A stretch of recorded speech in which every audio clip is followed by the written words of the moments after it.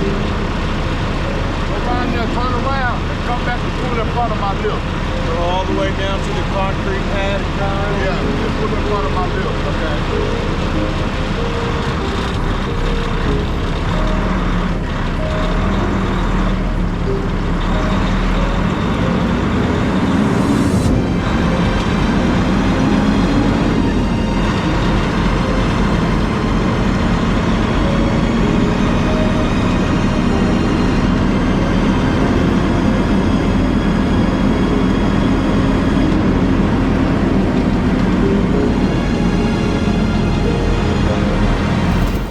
Guys, welcome back to TME. So you're getting to see quite a bit of this place this morning, and that's pretty cool. I got the camera mounted outside on the mirror. As you can see, this is a different truck. I finally made my way into the Peterbilt.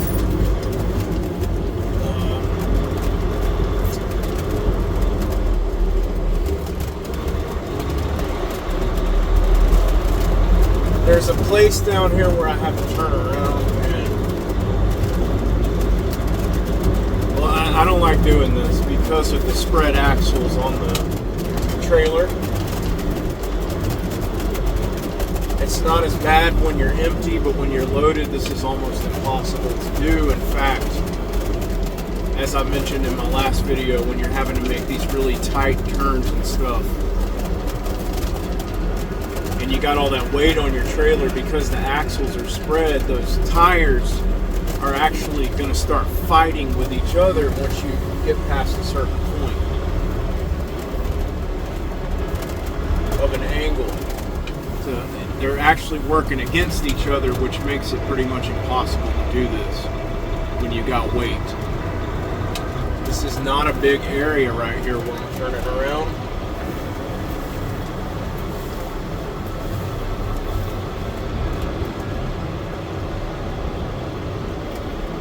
Another issue I'm running into is that my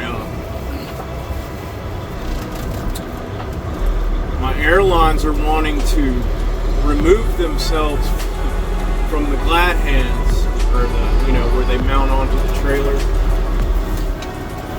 If I get at too much of a sharp angle, so.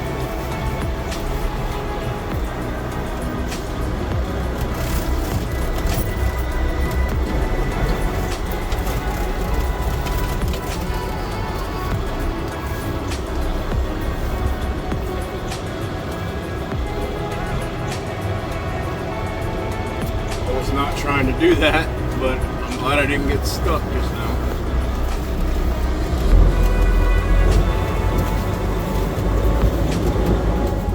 I'm gonna try that again.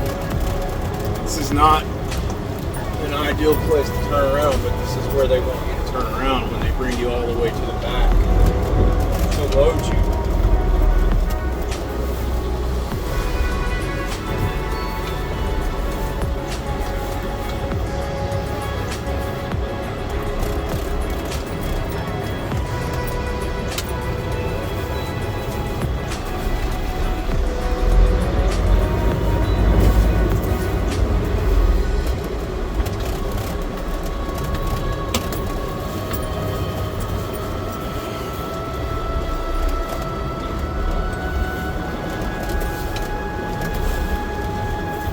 Okay, that's a little bit better.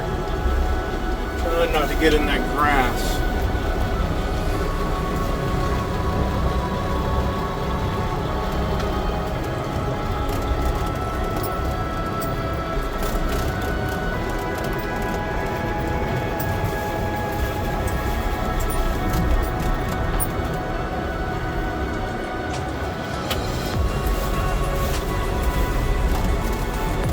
There we go. That did it. Alright, so I'm gonna get loaded right quick and secure the whole 9. See how it goes. And then we're gonna be on our way. Now this one, it's gotta go all the way up to Blairsville, Georgia, which is in the very tippity top of the state. To about a 3-hour drive away, so I figured I'd get it. It's up there in the mountains. While I have shown you mountains in Tennessee and North Carolina and Virginia, I've yet to really show you the mountains in my own state, so I figured today would be a good day to do that.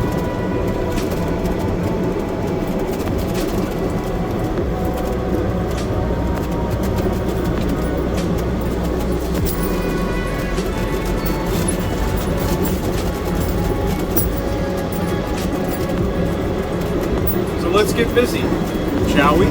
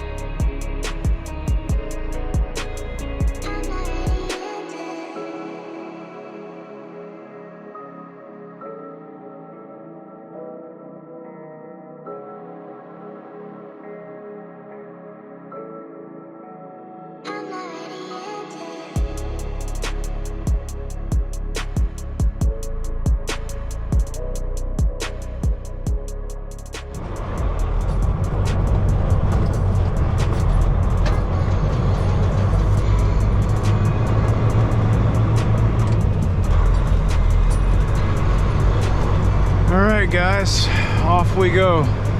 Now this area right here they call behind the pond. Well, there's the pond. So if you ever come here and they want to load you and they say go behind the pond, this is what they mean. All the way back here. I just got off the phone with my boss, and the way that I was planning on going to get up there, he doesn't want me to go. I was gonna take US 19 straight up into Blairsville, but he just called and reminded me. I already knew this. I already knew this, and I could tell by looking at the GPS anyway that it's a little bit treacherous going up 19. Which is also Georgia 400, but it's US 19 and it goes up straight into the mountains. And because I am loaded, because I am hauling this mulch, it's probably not a good idea to go that way. So instead of doing that, I'm gonna go the annoying way, take 285 around the west side of the perimeter and jump on I-75 north, go up to 575, which is a pretty aggravating road to drive on in a truck, but I go that way. And because of the shape of, you know, the way the mountain range, the Appalachian mountain range comes in, that road 575, it turns into Georgia Highway 515, and it kind of gives you a little bit of a break from the more intense mountain driving. There's still mountains up there. I'm talking about, if you're familiar with the area, I'm talking about where Ellijay, Georgia is, Jasper, Blue Ridge, those areas. So I'll be going up that way. And I really like it up there, guys. Like I said, I haven't shown you a lot of North Georgia on this channel. I don't think I've shown you really any of North Georgia.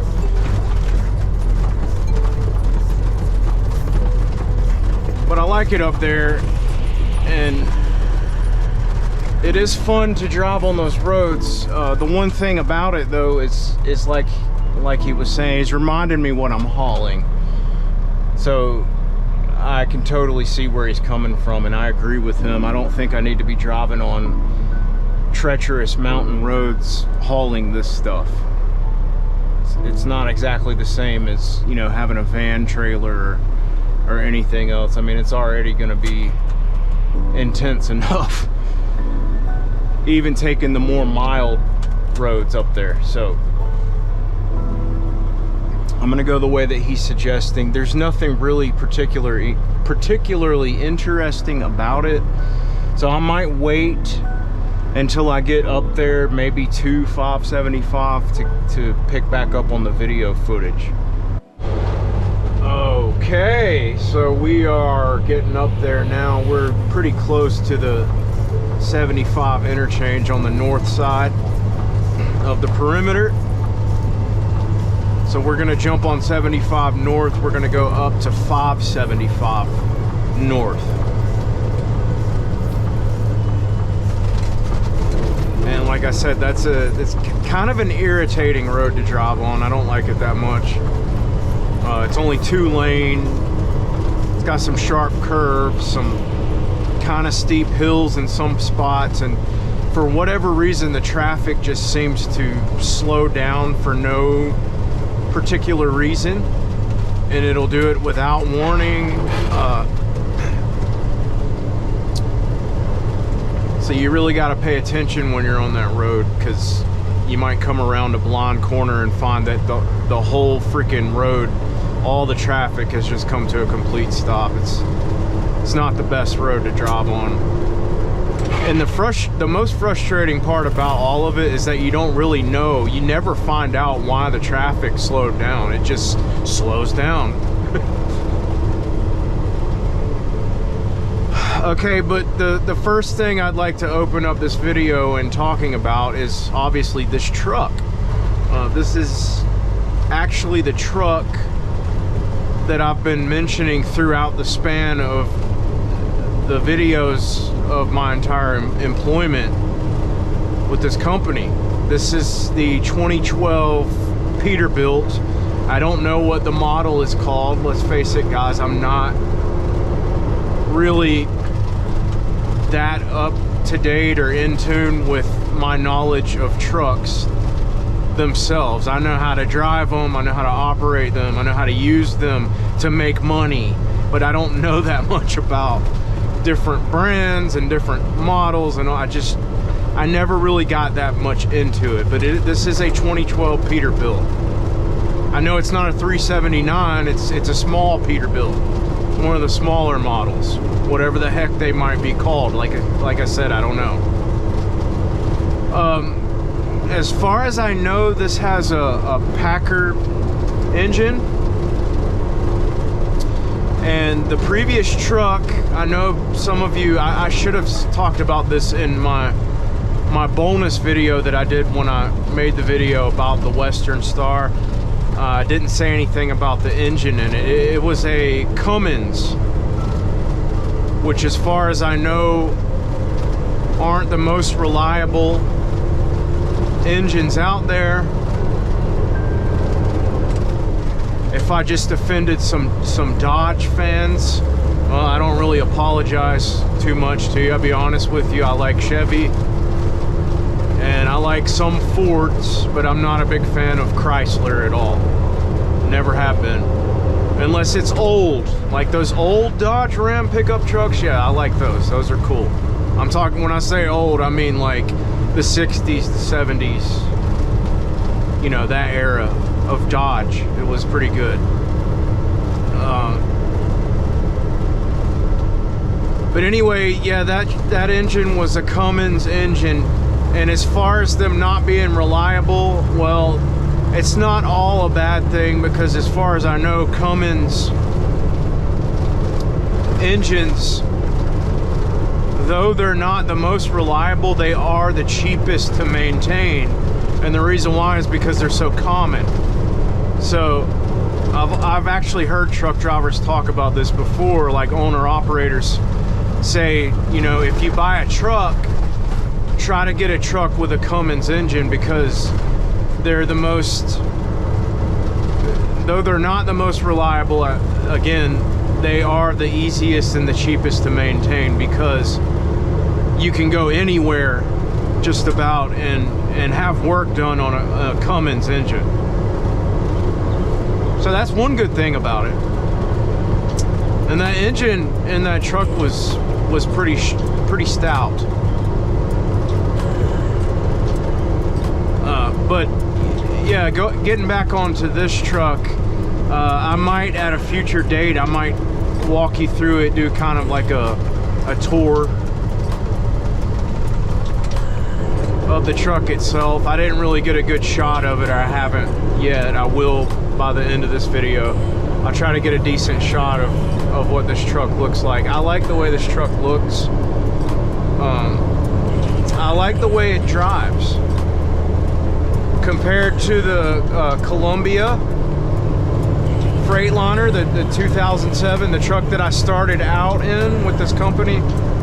Compared to that truck, and definitely compared to the Western Star, this truck handles a lot better. Though this is my first Peterbilt, I have driven Kenworths, and as far as I understand, Peterbilt and Kenworth, they're very similar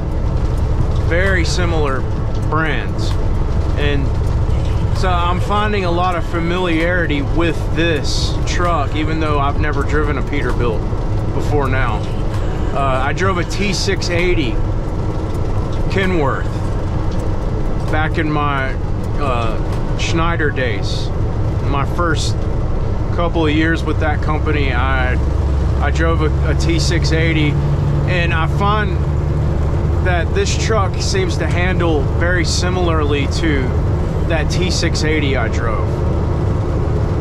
And it's got very, very little body roll, as opposed to the Columbia that I was in and that Western Star. That Western Star had horrible body roll. Like anytime you took a curve or anything like that, the whole thing, you could just feel it shifting. So this almost feels more like a car, actually, as far as the handling goes. I'm not saying it's exactly like it's not. It's still a truck, but it's got less body roll. It's got more responsive steering, almost like a car. And I like that about it. It's another 10-speed, like the Columbia was. So very familiar with that. This particular truck, it's got some issues going from the, in between the high and the low range. And you'll hear it when I'm shifting, you'll actually hear it. But when you take it out of 5th gear and set it up to go into 6th gear, when you've got it in neutral, you can actually hear grinding coming from the gearbox. And that's a new kind of predicament for me. I've never experienced that with a 10-speed before, but there's something going on with the gearbox in this truck causing it to do that. But another thing I'll mention that's kind of funny about going from that Western Star to this Peterbilt is that the sleeper was so big in that Western Star. I showed it to you guys. The sleeper in this truck is claustrophobic compared to the sleeper in that truck. So I think it's kind of funny, the difference in the two trucks. All right, guys, we're getting up there kind of where 575 is going to come to an end. We're getting pretty close to it. and it's going to turn into 515 like I was saying. And so I would like to take this opportunity to talk a little bit about my situation, my story so far. I know some of you guys are probably wondering, are curious about a couple things. Some of you are probably wondering, like, you know, the last time you said something about the SAP program, you were telling us that you had 3 weeks left. And that was over a month ago, so why the hell are you still with this company? And guys, I never guaranteed, I never promised that I had 3 weeks left. I was going off of what my SAP counselor told me when he evaluated me. Now, he asked me a bunch of questions. I mean, all kinds of just off-the-wall questions that I never would have imagined that he would ask me. I mean, he asked me what my religion was. And if you guys know me, you've heard the stuff I've talked about on this channel before. Think about how awkward that got, trying to explain to him, well, I believe in Jesus Christ, but I'm not a Christian. Yeah, that was kind of hard to do. So, you know, make a long story short, especially for him and being on the spot, I kind of let out a long, deep sigh and said, yeah, I guess I'm a Christian. Even though I'm not really, like, I don't really fall into that category at all, I don't think. But anyway, you know, he asked me if I owned the residence that I was occupying. I explained to him, yes, I'm a homeowner. The house is in my name.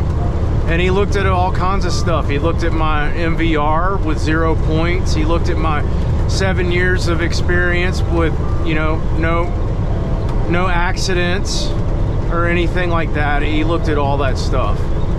He looked at my credit score, which is pretty good. It's actually a little over 750 because I don't miss payments on my house. I got a check last week because I had gotten some escrow that had kicked back. Come to find out, we've been overpaying on our mortgage, so they sent us like over $500 back. And so when he found out all this stuff about me, he realized, well, this guy, he's not a drug addict. He's just a truck driver that got bored one weekend and went to the store and bought something legal that he never should have bought, you know, and that's basically what he evaluated about me. So that's when he said, you know, I really don't think, these were the words out of his mouth, the actual words. He said, I really don't think it would be necessary for you to have to go beyond 6 months to get through this program. As long as you don't do it again. You know, don't fail another drug test. So I said, okay, I can do that. That's what he told me. And this was back in August last year.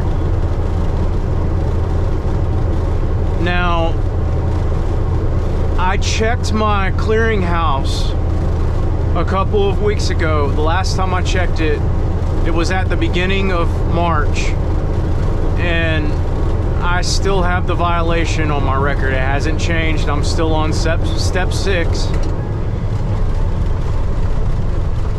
Which is the step where they do random follow-up testing. I have done 6 random follow-ups since the beginning of September. Okay, February, actually the end of February, if you want to count September, October, November, December, January, February, that's 6 months. It's been 6 months, but I still have the violation on my clearinghouse. I'm still in the program. I'm not sure why I'm still in the program, unless something changed. Unless they, you know, made some change. If the FMCSA changed what my SAP counselor evaluated, if they made a change to it, and because they did make some changes to the SAP program during this time period, this previous 6 months that I've been in it. They've made some changes to it. There have been some new laws to go into effect about it. They're actually, from what I understand, they're making the rules and the penalties more harsh if you fail a drug test. And I'm not sure what they've updated as far as the rules and the regulations go, but they have made some changes during this time period to it. So what I'm wondering is, could they have possibly looked in on my case and said, yeah, this SAP counselor established that he's only going to need 6 months, but because we're making all the regulations and stuff harsher, we're actually going to change that to a year.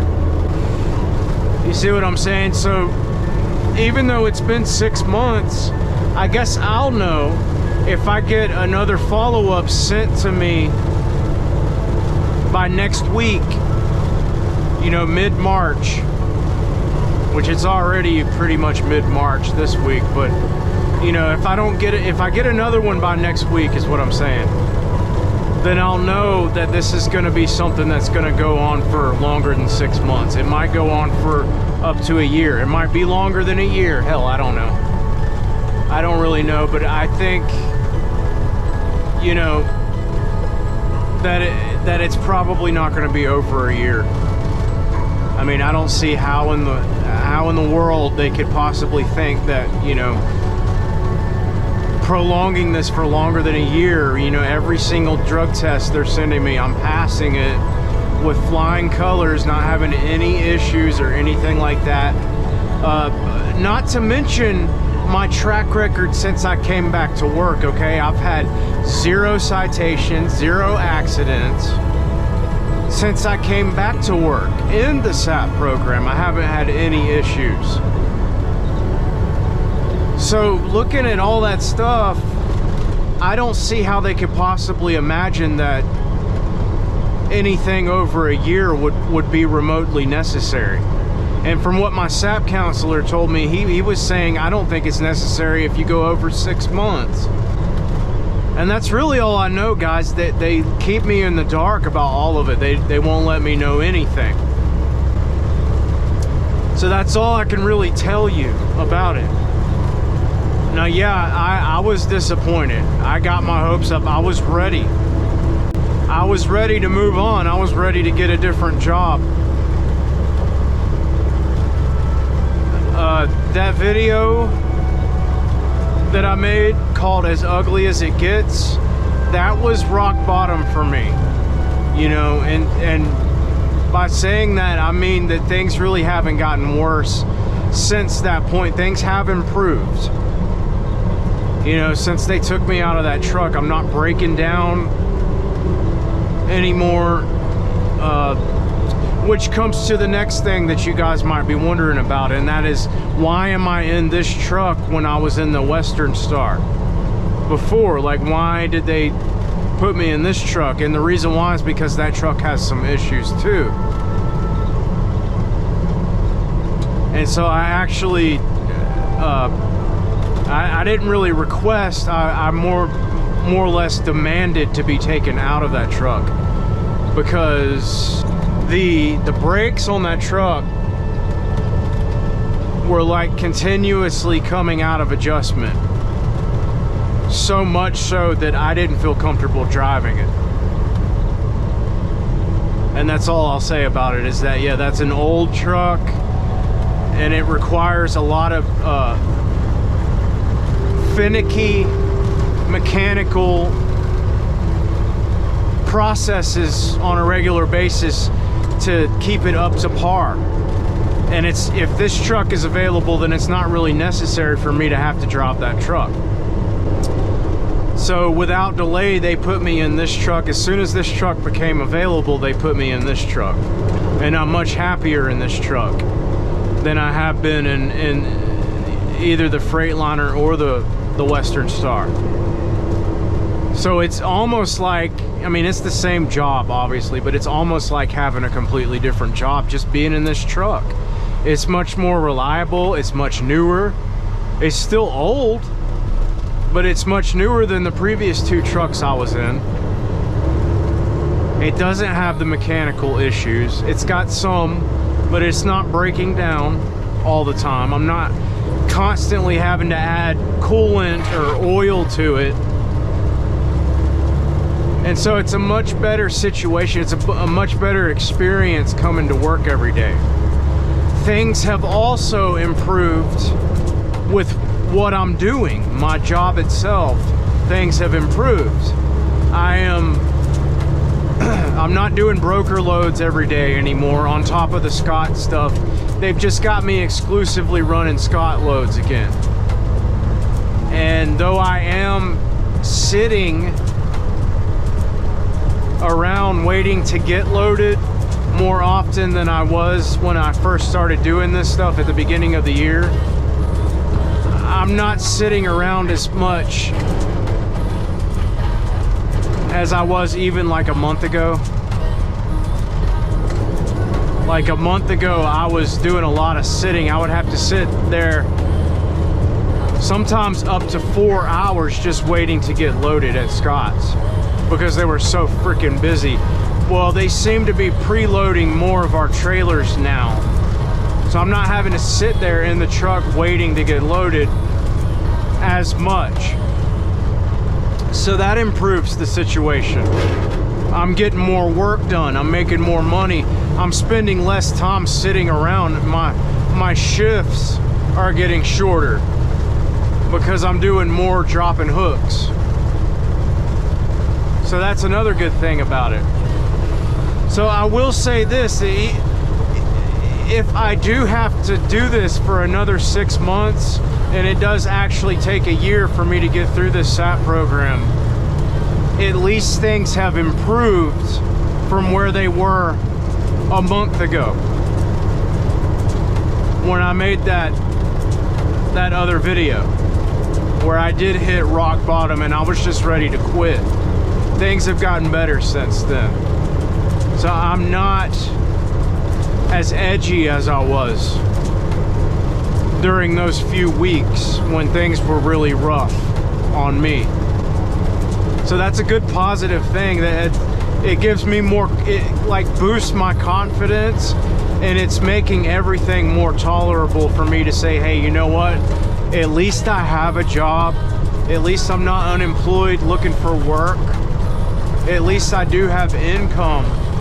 At least I get to go home every night and see my family. Am I making what I feel like I deserve to make to be a truck driver? Hell no. But at least I have a job. So I'm trying to be optimistic about it, trying to stay positive. It's not going the way that I thought it would go. And the only reason why I thought it would go that way is because of what I was told by other people, including my SAP counselor. Well, it's not turning out to be that way, and I'm not sure why. I'm not going to focus too much on it, though. I'm just going to keep working and keep taking each day at a time, and that's the best I can do, really. I'm not going to focus on it so hard anymore. I'm just going to focus on my job. I'm trying not to think about it. The less I think about it and focus on it, the less anticipation I'm going to have for it to be over, and the less restless I'm going to be about the thought of completing it. So if I can just live my life day to day according to the routine and keep coming to work every day and stay faithful to everything that I'm responsible for, that's all I'm really trying to focus on right now. The rest of it, it'll take care of itself,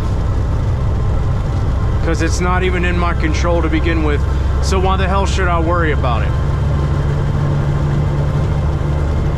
Do I still get frustrated? Yeah, I do. But I try not to let it eat away at me.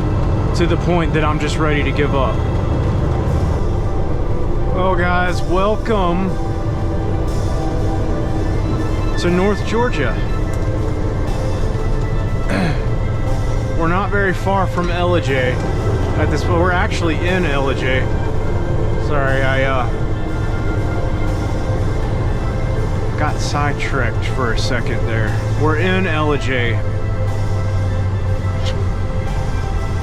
Now, interesting thing about this is that this road we're about to join up with, US 76. On my previous job, I told you guys that there was a span of time, it was a little over a year, where I worked graveyard, and I would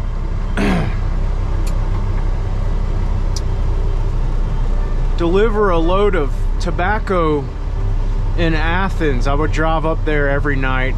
My shift started at like 10 p.m. or yeah, somewhere around 10 p.m. I would get to Athens and I would deliver tobacco to McLean, the food service company in Athens,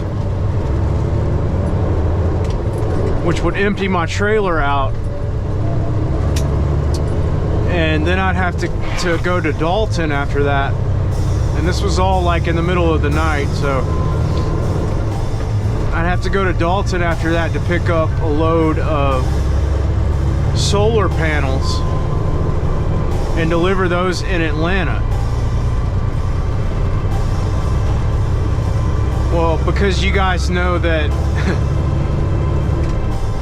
I don't like the interstate, I would always find interesting routes to get from Athens to Dalton, and I had a lot of fun. I would be driving in the middle of the night every night on these roads up here, finding different ways to take. It was a lot of fun, actually. I remember having a blast. Nobody on the road because it's in the middle of the night, and these are small towns to begin with, so next to no traffic, just driving around on these mountain roads with an empty trailer. It was fun. And my company, they didn't really care as long as I got the work done. So I got to explore a lot of the roads up here, and I got to learn a lot of the roads up here as far as truck routing goes. I learned a lot. Had a lot of fun driving on mountains, and there were some nights when I would take main thoroughfares like this one, and there were other nights when I had extra time, and I was like, well, if I get to Dalton, you know, at such and such of a time, I'm gonna get there too early and just be sitting around waiting anyway, so I might as well find a new interesting road to get me there. So I would get very adventurous on some of these mountain roads, and as long as they were truck legal, I would try them out. And because I was empty, it was never really a big deal. So I'd be driving all over these mountains, and I had a lot of fun doing that. I've actually got maybe a couple videos from my previous channel of me doing that. And speaking of that, guys, I'd like your feedback. I want to know if you're interested, but I have a handful of videos that I made years ago for my previous truck driving channel that I still have. I used to have hundreds of videos, and I deleted my YouTube channel, and most of those videos I lost because I had them on a hard drive and the hard drive failed. So most of that stuff from my previous channel I no longer have, but I do have some of them. So if you guys would like to watch some of my older content that I made way before the SAP program, way before Truck Me eccentrically, however you want to pronounce it. I like eccentric because it sounds better. Even existed. If you guys want to go back into my history as a truck driver, I've got a couple videos when I did food service, and I've got a couple videos working for different companies. So if you guys want to watch that stuff, let me know, and I will create a throwback playlist on this channel And if you guys want to check those videos out, I will upload them. Just don't get them confused, because it doesn't, I mean, you might find the video and be like, oh, he did find another job, awesome. But that's not the case, okay? When I find another job, I'll be sure to let everybody know, even if you don't watch every single video that I upload. I'll make it very clear whenever I actually find another job. I'll make it evident, even if you don't watch my videos. You won't have to watch any videos to know that I found another job. Just put it that way. So let me know if you want to watch me doing food service or anything else. I've also got a couple videos where I do some truck tours. I got in a brand new International LT sleeper truck and made a video about that. The whole video is just me showing off a brand new International LT. I've got a couple videos like that where I give you truck tours, and so if you guys want to watch any of that stuff, let me know and I'll upload it to my channel. It's very scenic up here though. Like I said, I like it. I always like coming up here.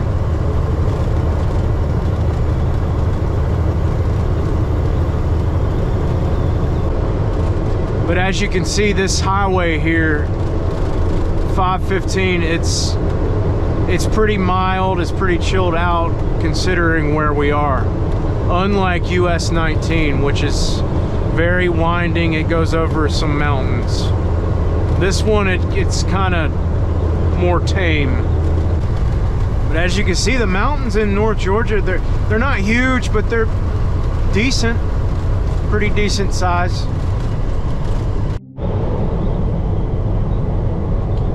As you can imagine, there's quite a bit of tourism up here. Some pretty nice, interesting, and historical cities as well. I don't know if you guys have ever heard of Helen, Georgia, but I actually, one of those videos I was just mentioning, I had to deliver to a German restaurant in Helen, Georgia when I did food service. You'll find it on one of those videos if you decide to watch it. And well, the whole town itself, it was in Helen, Georgia, and the whole town is like modeled after the German style old buildings, you know. And because it's up in the mountains, you kind of get this feel like you're in the Alps or something. It's kind of cool. It's all right. It's a very hot spot for tourists, though. But I was talking a lot about trucks earlier, and I wanted to take this opportunity to talk about something that I wouldn't normally talk about on my channel, but I found this video. It was like this episode of Jay Leno's Garage on YouTube, and they were showcasing that new Tesla semi truck. And I was curious, you know, to the other truck drivers, I'm just curious as to what you guys think about that thing, how you feel about it. I have very mixed feelings about it. Because like any other truck driver would be, yes, I'm a little irritated and not really offended, but just it kind of makes me want to roll my eyes when they say things like what the guy in this video said. I think he's actually the guy that designed the truck. But he was saying that they're just trying to make things easy and more accessible for people. They're trying to make truck driving itself more accessible for people that don't have experience doing it. They're trying to open up the door to get into truck driving, make the doorway wider so more people will be interested in doing it. So therefore, they want to make the most comfortable an easily operatable vehicle that they can possibly make. And of course, they're going to use technology as the backbone to do this. So what are they doing? They're filling these trucks up with cameras. You know, there's no shifting. They're making it to where, I mean, you guys should have saw this crap. It was crazy. It was like, it was a truck that was completely anti-truck. It's the only way that I know how to put it. Like, and they're basically saying that this thing has regenerative braking. And he was, they were in California where they were filming it, but this guy was claiming that one of these Tesla trucks, when fully loaded, they would actually be able to go down Donner's Pass, which is, from what I understand, I've never been down it, but from what I understand, it's one of the most extreme grades in this country as far as downgrades on a highway. Donner's Pass in California. And what the guy was saying is that you can take one of those Tesla trucks down that thing fully loaded, and because it's got that regenerative component on it to where when you let off the throttle, it'll start slowing down automatically, and it'll try to take some of that energy from the momentum of the truck and put it back in the batteries, right? To recharge the batteries, to give it a longer range. Well, he was saying that you can go all the way down Donner's Pass fully loaded, talking 80,000 pounds, without touching the brake pedal one time. That's what he was saying.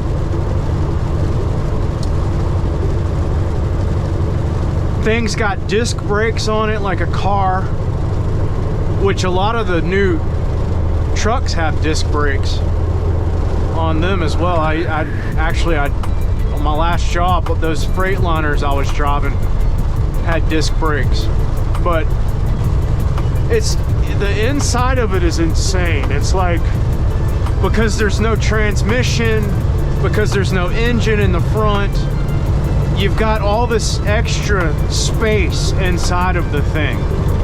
And they have yet to make sleeper trucks. These are, you know, all the trucks that they have so far, which he said they've made about 60 or 70 of them so far. And they're doing trials and testing with it. They're actually carrying their own freight in the thing. So they have fleets where their drivers will haul nothing but Tesla products and you know, the different parts and stuff from plant to plant, factory to factory. And this is all happening between like the state of Texas and the state of California. So they're going through some of the most extreme parts of the country as far as roads go. They're going through Death Valley, they're going through those high mountains in the Rockies and all this stuff, and they're using these trucks. And they're claiming that the Tesla trucks, if not only do they keep up with standard trucks, but they're actually outperforming standard trucks. And so I just want to know what you guys think about this, how you feel about it. Jay Leno drove one. He doesn't have a CDL. I mean, he's got some experience driving big vehicles, I understand that, but he doesn't have a CDL. And they let him haul a trailer with another Tesla truck on it. And they were saying this load is between, you know, this trailer with this other tractor on it is like between 60 and 70,000 pounds gross vehicle weight. And they let him drive it on the highway in California, like Burbank or wherever the hell he lives, where his garage is. And apparently it's got more power. The power band is adaptable to your payload, so it'll adjust and use as much energy as it needs from the battery to adjust for the weight of your load, how much torque you need. It's got interchangeable powered axles. It doesn't have any front wheel drive or anything like that, but it's got interchangeable powered axles. The brakes on the truck itself are not air brakes, but it does have an air brake system on it, so it can be compatible to haul trailers. But in the video, Jay Leno comes to this traffic light and they want him to turn around. So he actually does an illegal U-turn right on the road, and the road's not even that wide. It might be 4 lanes, but it's not divided like this. It's just a 4-lane road. And he does a whole U-turn in the middle of the freaking road, an illegal U-turn at that. I don't know, you know, they must have had like cops controlling traffic for him to do that or whatnot, but the truck actually has such a good turning radius on it that he was able to turn the whole thing around with the trailer on this 4-lane road. It's not bumpy, it's not shaky, it's not, you know, things aren't vibrating like they do in regular trucks. And he kept saying over and over again, this thing feels like a car, this thing feels like a car. Not to mention the fact that the driver's seat is in the middle of the damn thing. And because there's no hood, it's almost like one of those European trucks, you know, where there's no hood. It's like a cab over, I guess, sort of. And so you've got great visibility. On top of that, like I said, you have this user interface in the thing where you've got screens surrounding you. You've got cameras all over the outside of the truck.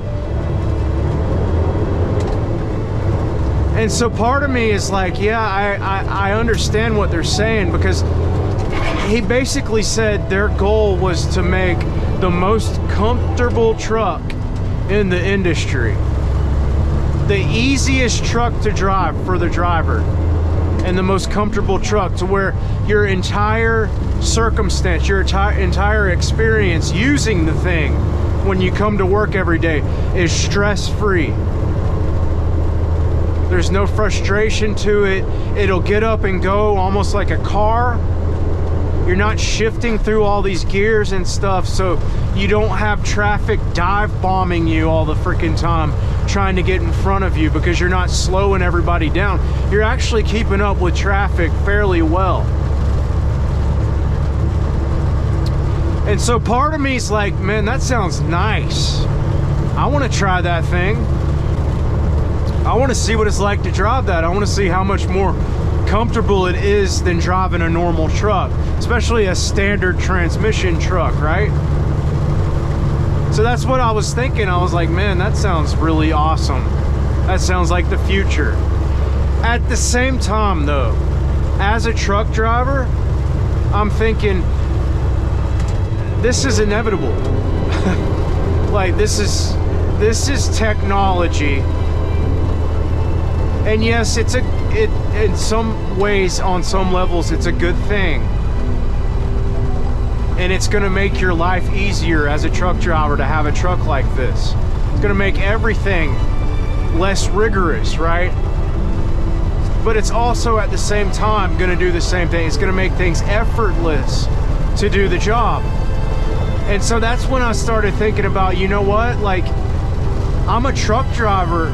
I had to go through all the rigor, all the frustration, all of the challenges of learning how to drive a real truck with a manual transmission, with air brakes, with this, with that. I've done my job this entire time, and not once have I ever had the ability to look on a screen at a camera that's showing me every side of my truck. I'm just having to do it. I'm having to put forth the effort to do all that stuff on my own without any technology, right? You guys get where I'm coming from? So I'm thinking I put forth a hell of a lot of effort to get to where I am, to get to the level that I'm at as a truck driver. And it's not easy to get to where I've made it to. I had to put forth a hell of a lot of effort to get this good at driving a truck. And not everybody can do this, and not everybody is willing to put in the time and the energy and the effort to get to a level of driving a truck where you're considered skilled and experienced, and people actually take you serious. They consider you as a professional because you know what the hell you're doing, and you're pretty damn good at what you're doing.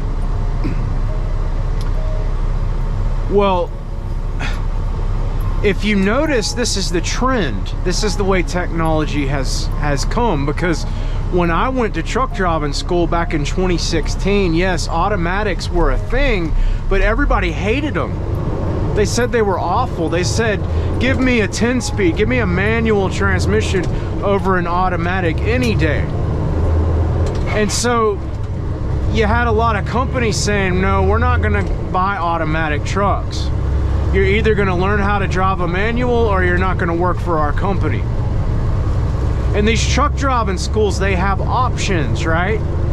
They have options to where you can either come to school and you can learn how to drive a manual truck. So you'll have that on your license, and you'll just have a standard CDL, right? Or you can come to our school and we'll just put you in an automatic and you can get your license that way. You'll still have your license, but your license will be restricted to automatic trucks. You won't be able to drive a manual without coming back here to receive the training that you need to get that. It's not an endorsement, it's just a non-restricted Class A license. So it started whenever I was in truck driving school. And I remember going to this school and I was like, yeah, I want to get my license. And then they were like, well, we can get you your license, but you're only going to be able to drive automatics. And I was thinking, no, I don't want to I'm not about to pay you thousands of dollars to be restricted to only driving an automatic truck. I want to learn the whole spectrum. Well, little did I know back then where the industry was heading and where technology was taking the industry to. I'm still glad that I chose to learn how to drive a truck in a manual truck. I'm so glad that I made that choice, and I was never restricted to just driving an automatic, where there are several drivers out there that have that restriction on their license and they won't be driving any manuals. But if you notice the trend, then you realize that that's where the industry has been heading this entire time. Because as soon as the better automatic transmissions started coming out, that's when the big mega carrier companies started selling out to them. And now it's gotten to the point where you don't even really have an opportunity to drive a manual anymore if you're working for a big company, unless you're in some kind of specialty field like heavy haul or flatbedding or something like that, where manual transmissions are imperative. You see what I'm saying? If you're just hauling a van and you're never going to go off-road, you're never going to, you know what you guys get what I'm saying? If there's never a circumstance where you're going to need a manual transmission to have that extra control, then you're not going to drive one. Because the mega carrier companies have realized that by purchasing these automatic vehicles, they're saving money on fuel, this and that. And so what's my point? My point is, these factors are limiting the capability and the skill potential of truck drivers. Technology is doing the work for you. Therefore, you're not getting that exposure of what it's like to have to do things manually. When I was in truck driving school, my teacher, he told me, you're never gonna see cameras on the back of trailers. You're never gonna see cameras on the back of trucks. You might see them on the front of trucks because we need dash cameras for insurance purposes, but you're never going to see a camera on a truck to assist a driver to do anything, because that's lazy and it's unnecessary. But now we're seeing these trucks, like these Tesla trucks, that have these cameras all around them, just like a new car has. And so what is that doing? It's dumbing people down. The technology, it's dumbing us down. It's making us lazy. It's doing all the work for us. And so, yeah, that offends me a little bit as a truck driver, thinking about how hard I've worked to gain the skills that I have, only to be told by technology that, oh, all that work, all that effort that you went to, in a few years, it's going to be obsolete. It's not going to mean anything, because technology is coming to the industry and it's going to push all that skill that you acquired out to where it's obsolete. You guys get what I'm saying? So that's why I have mixed emotions about this Tesla truck. Like, I have no doubt in my mind, guys, just like the automatic transmissions have become the next biggest thing, and they're taking over the industry, and you see less and less manual transmissions. Well, it's going to be the same thing with the technology with the electric trucks. It's coming, guys. Whether you choose to see it or not, it's coming. It's not only coming, it's going to be regulated. Wait and see. And yeah, I mean, you've got these new phrases being thrown around so much these days to where it's become a household term, where you hear all these truck drivers saying, oh, they're just a steering wheel holder, because they're not shifting, they're not doing anything. The technology in the truck is doing everything for you. Adaptive cruise control, all that stuff, the truck will slow down on its own. And yeah, all that stuff, it makes the job easier to do, but guess what? It also makes it a hell of a lot more boring. And that's all I really wanted to say about it. I know I just talked about that for a long time, but have you guys thought about this stuff? What is your comment on it? What do you have to say about everything I'm talking about? These Tesla trucks. And you know, as soon as Tesla starts mass producing this truck and it becomes successful, the big companies with all the money start buying them out. Guess what all the other manufacturers are going to do? They're going to follow in their footsteps. You're going to have electric Freightliners coming out. You're going to have electric Kenworths and Peterbilts and Volvos and Macs and all this stuff. That's where it's headed. But it's just a little ridiculous that, like, you've got this occupation. I've heard that truck driving is the third most dangerous occupation in the world. That's what I've heard. I don't know if that's true, but that's what I've heard. And it requires skill. It requires experience.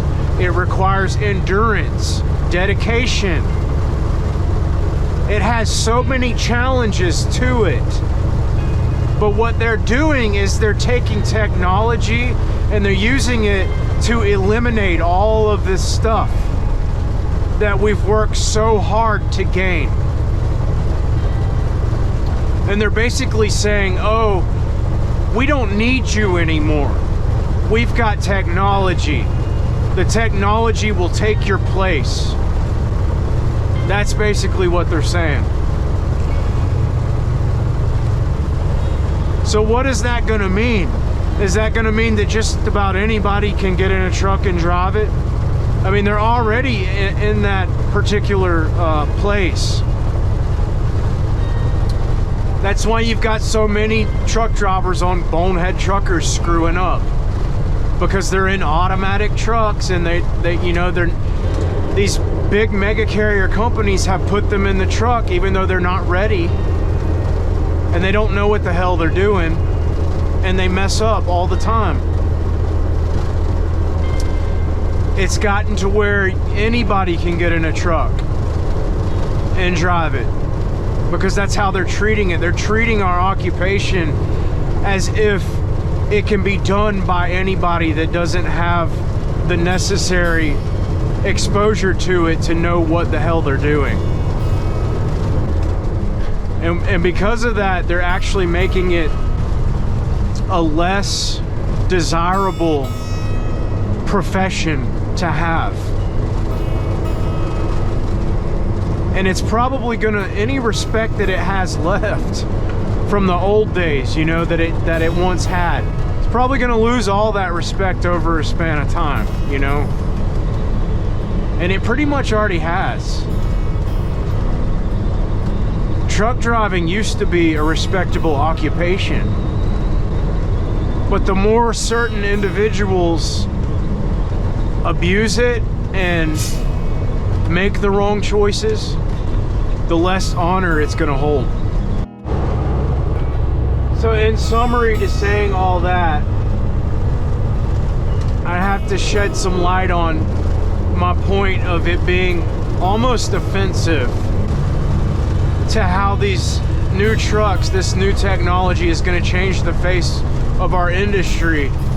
And it's basically, it's a middle finger to the individuals that have given their lives to gain the knowledge and the experience and the skill that's not easy to obtain to do this job. It's a middle finger to those people, where they're basically saying, we don't need you anymore, we've got technology to replace you.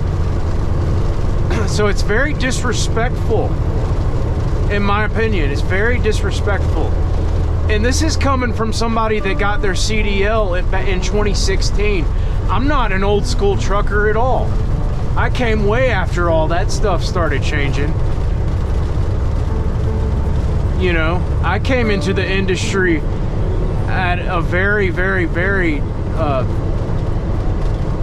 interesting time when everything was being changed. I mean, even a year after I started driving, that's when they mandated the e-logs and all that stuff.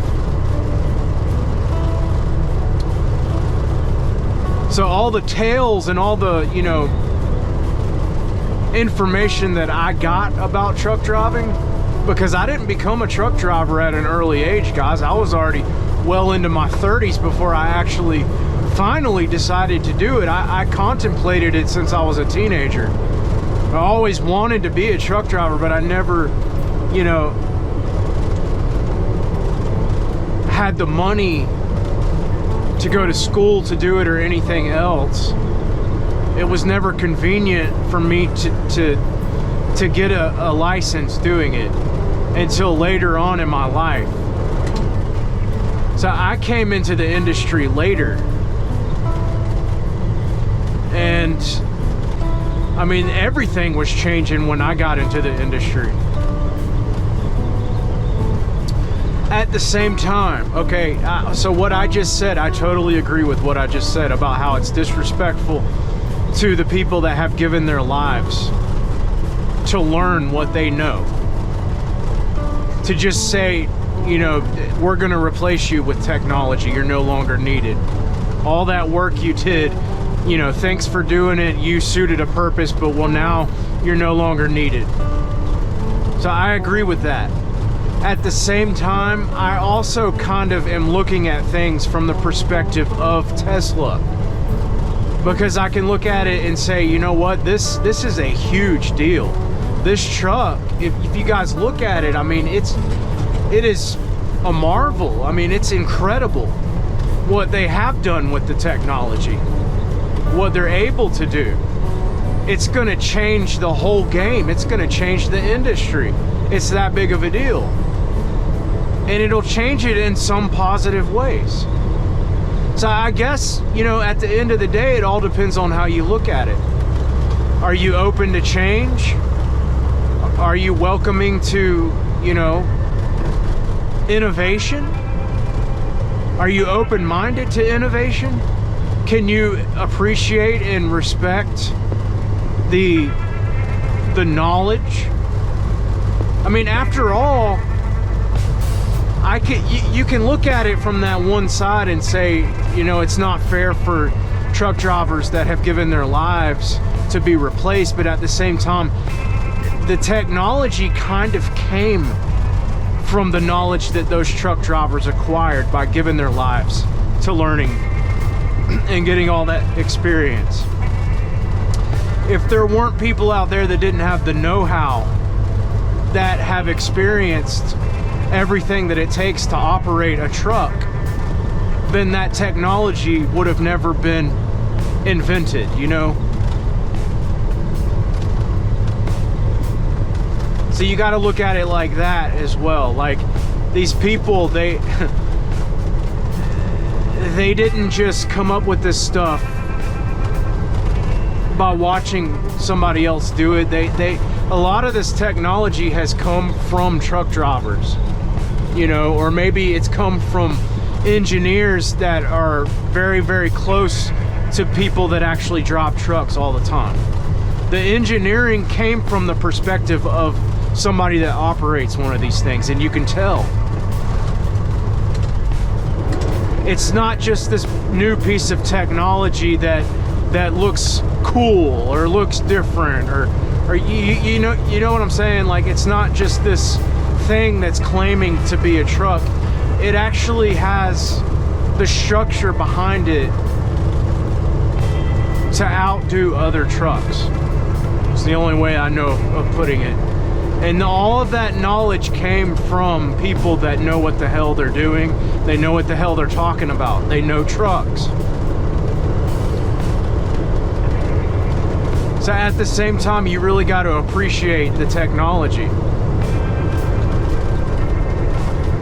And from the engineer that I heard talking about it, from what I heard him say, he knows about all the bad stuff, all the weak points, all of the frustrating things about driving a truck. He knows about all those, and they tried to make all those obstacles and all those frustrating parts about it.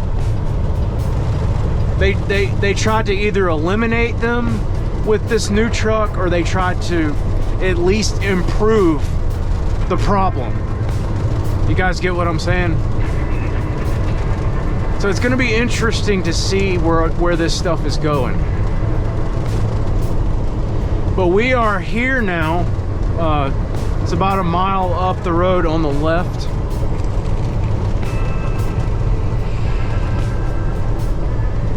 And guys, even when it comes out, you're still going to have truck drivers saying, that's fine, that's fantastic, good for you, you know, but I don't need any of that crap. And that's exactly what happened when automatic trucks started getting big.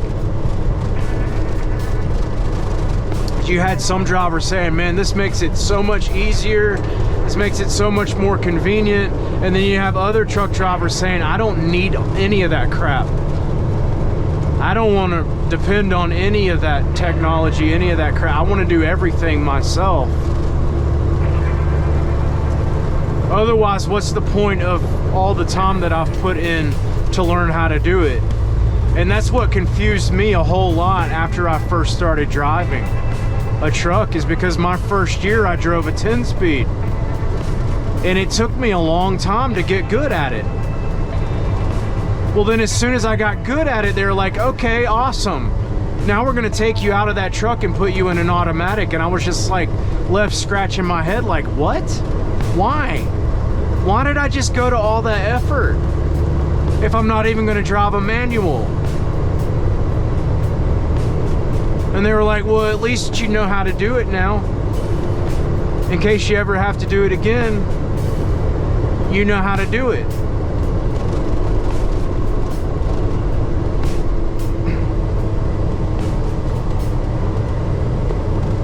All right, I see Home Depot. I also see this light turning red.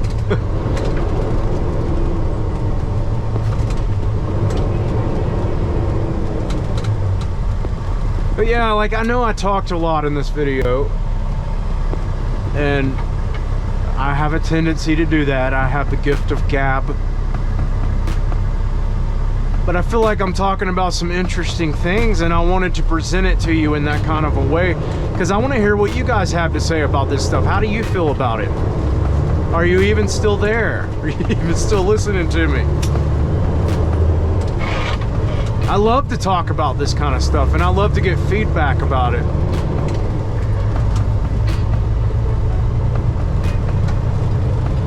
So yes, when I saw that Tesla truck, half of me was like, man, that's actually really impressive. The other half of me was rolling my eyes saying, that's ridiculous. Nobody that's gonna get into one of these things needs to depend on a camera to back up. If they do, then they don't need to be driving a truck. You ought to be able to do this without having a backup camera, because that's how they trained me, and that's what they told me in school. That, you know, that whole mindset of depending on technology is pathetic.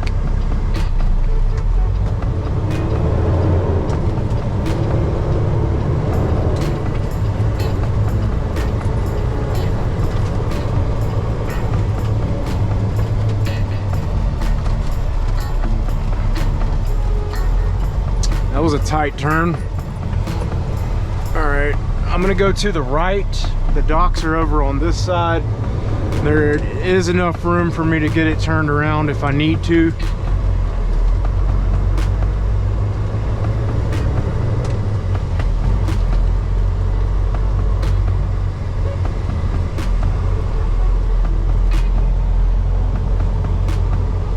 This right here, this might be a problem though. Let's see.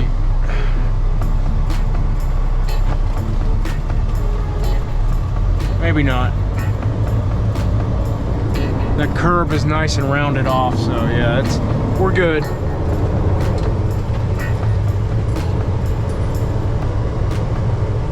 This is just the damnedest thing though. There's another flatbed up here. He's facing the other direction. It's getting to where every time I try to do this, I always do the opposite of what I should do every single time. There's two flatbeds up here. So now I'm facing the wrong way. All right, guys. I just screwed up. I should have went in the other way.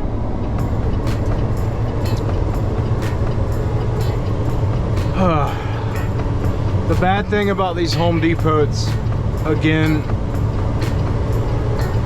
is that you never really know which way to go, because they've got garden on one side and they've got lumber on the other side. Garden is always going to be on the side where the docks are, always. And lumber's on the other side. Sometimes they want you to go around the building